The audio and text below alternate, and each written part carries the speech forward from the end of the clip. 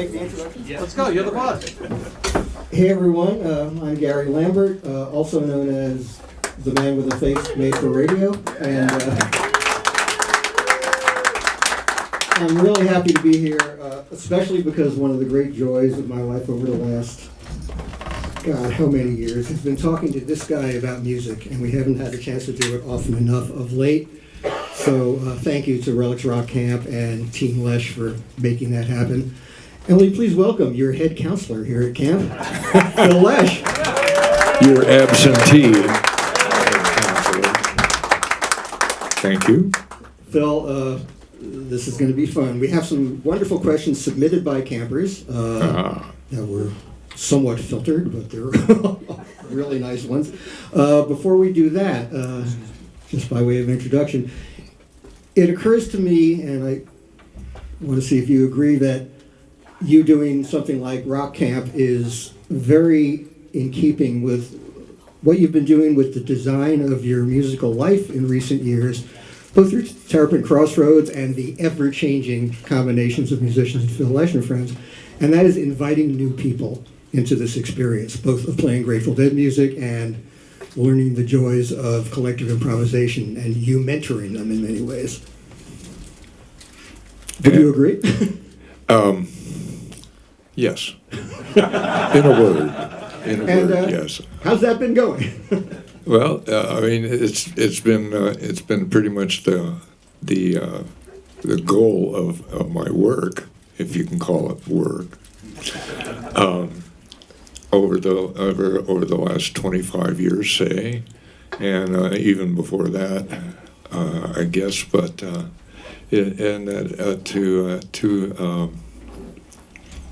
to create a multiplicity of experience around this music. So because it's every performance is different, every tempo is different, and it's designed that way. So I just figured the more people who get a chance to do that, the more they're going to enjoy it and want to keep doing it, because it is a lot of fun. So that's just sort of been the direction that I've been going, not without putting up not by putting up signposts or anything like that, but that's just how the way it is has evolved over the last couple of decades. And I think some of the key players at this event exemplify the diversity of musicians you've brought in, from Robert Randolph from the Sacred Steel tradition to John Scofield, one of the great jazz guitar players of our time, and the weekends you've just played at the Capitol, or playing one more tomorrow. The diversity of those lineups has been so fantastic, and I think each new player that comes in also has the effect of revealing to you new aspects to this music that you hadn't even considered. Exactly. To me and to the other musicians in the band and to the audience and to the universe at large, yeah. Yeah, that's the joy of it. I think the universe at large approves. That's where the... One great experience I had with you bringing in some new musicians recently is I could not resist being a massive Wilco head, flying out to Chicago for Sacred Rose and seeing the debut, and I hope not the swan song, of Philco with Jeff Tweedy and Nels Klein. Yeah, and one thing I've observed about you over the years, at peak moments in the music, sometimes I just see you laugh out loud with delight on stage, and you may have set a record with that at the Philco show, because you were it was killer. It was killer. I mean, I guess what struck me about was Nelson's willingness to totally punk out the most tender moments. And I just that strikes a chord in me. My inner juvenile delinquent or something. But I just adore that, and it was on full display at those shows, and I really got off on it. And I learned to love their music too as I was preparing to do that show. I listened to their live album, and there wasn't a song on it that I didn't like. I mean, for me, this is a big deal. Well, Nels is someone who's predisposed to take the music off the cliff. Jeff Tweedy, not so much, and I have a story that I'm sure you will find heartwarming, because after that show, since that show, I've seen 3 Wilco shows, because I'm kind of a Wilco tour head to a limited degree. And during those shows, I was thinking, is it just me, or are the instrumental passages of these songs getting longer and weirder, and dare I say it, more psychedelic? And after one of those shows, I had a long hang with Nels, and he completely agreed with that, and he said, Jeff's got a pretty strict adherence to the well-structured, concise song form. Yes. And he said, I really believe that Jeff has been loosening this up and wanting to stretch things out as a direct result of having come into the Grateful Dead orbit. So another Phil and Friends success story. Outstanding. Well, no, it just serves the music so well when these things happen. Somebody else up, Phil. Get up another guy. Oh, let's see. All right, well, I want to get to these lovely questions from the campers. So Please. here's a good starter. Is there a moment in a show, it may vary from show to show, but is there a moment in a show where it becomes apparent it will be a special night? Yeah, every night. Every night. It'll be special in some way. I have no doubt about that. Not in so many words. No. It's sometimes you do know from the first note, but not always, and sometimes it creeps up on you. Sometimes it never happens, but it's a great show anyway. It's very random. Yes. Randomness is our brand. Anyway, here are 2 questions which I'll fit together because they really address the same thing. How do you maintain your level of fitness on the road, and what are some daily routines you have to maintain your ability to stand and play for hours? Oh, lots and lots and lots of things, Well, basically, I have discovered through my wife and some friends Pilates.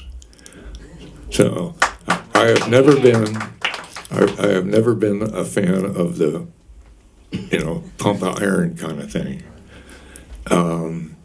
It just seems a little too high impact to do the kind of good, the long-term good that you really want from a workout program.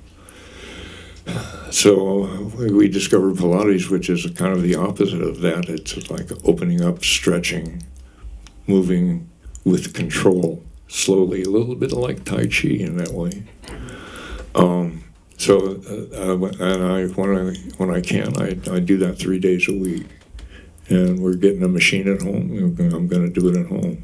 Also, we live on 17 and a half acres that are mostly vertical, except for the little place where our house is.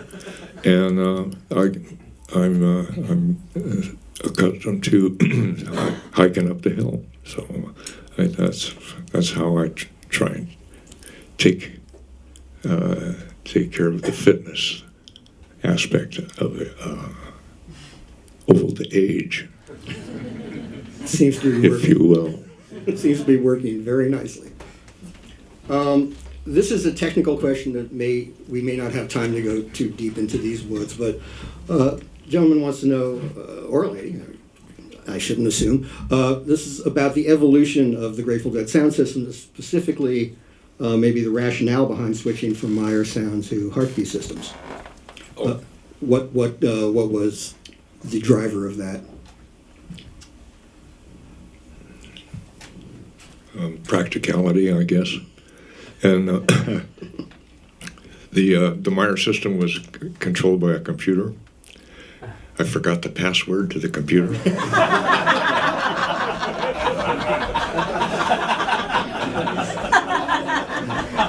So in that sense, it's eminently practical. So, and I did like the sound of the Hartke system. So.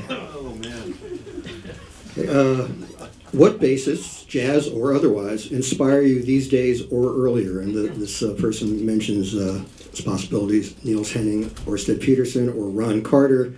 I know you've mentioned Scott LaFaro as an early influence. Are there bassists you've been specifically listening to of late? Actually, no. No, I don't listen to a lot of music anymore.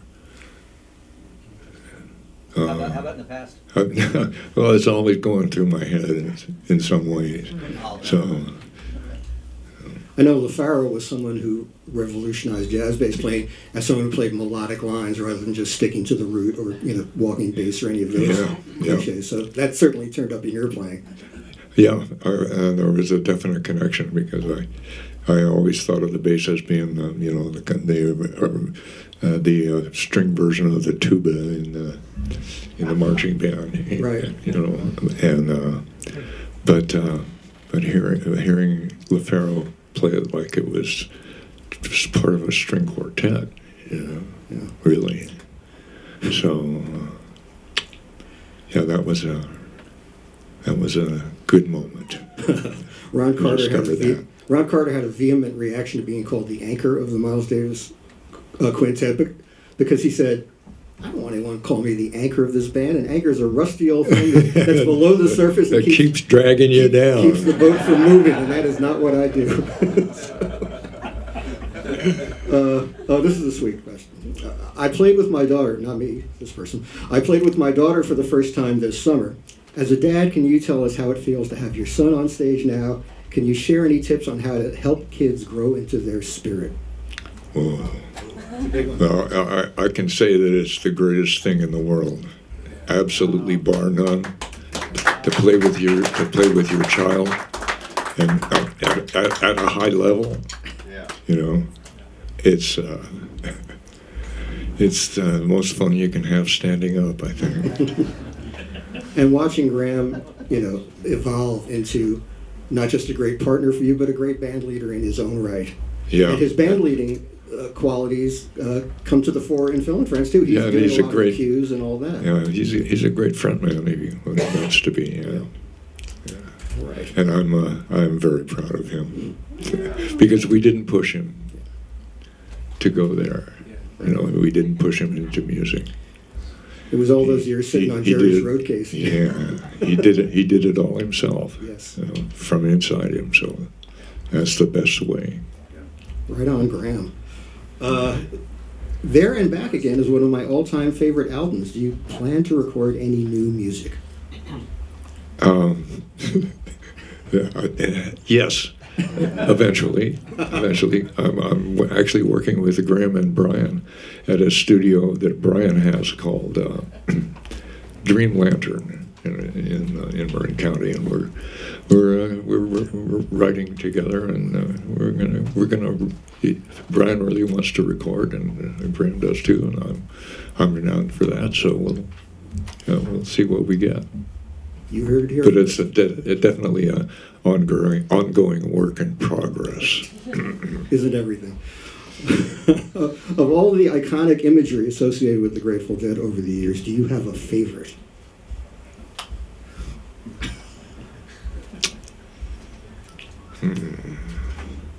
I'd have to say the skull. The skull and lightning bolt. Steal your face. That really encapsulated it for me. In a single image. How did China Rider come together as a duo? Good question. I don't know the answer. To me, it always sounded like, hey, this jam on the 5-chord is sounding pretty good. Where can it go from here? Yeah, that's usually how things work. Just totally random. This would fit. Okay. Let's glue this one on here to the end. Okay. Okay, this is a good one. It has been said that the Grateful Dead used to listen to their shows after the gigs, especially in the early days. Did that continue into the later eras of the band? And if not, when, why did it stop? When or why did it stop? Well, yeah, we did listen for a while, and it was in probably the late 60s, early 70s maybe. And then after the shows, we started wanting to do other things. As well you should. Okay, these last two may fall under the heading of the great imponderables. They're very broad. The Grinch. What was your most memorable show, and what has been the highlight of your career?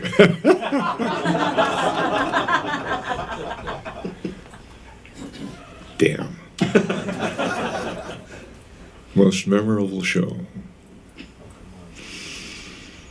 There are so many. That's why we're all still here. Yeah, I think that my favorite show, my most memorable show, is the last one that I played. That's the easiest to remember. On the other side, one of my favorite quotes of all time, someone once asked Duke Ellington, what is your favorite of all your compositions? And Duke said, the next one. Yep. And speaking of the next one, what's next? I actually don't have a real strong idea of what's going to happen here, and that's been the case for about 54 years for me in this scene. So I'm going to depart the stage now and let whatever happens take over. And I would like to invite the first band up to come and play. Thank you, Phil. Thank you, Gary.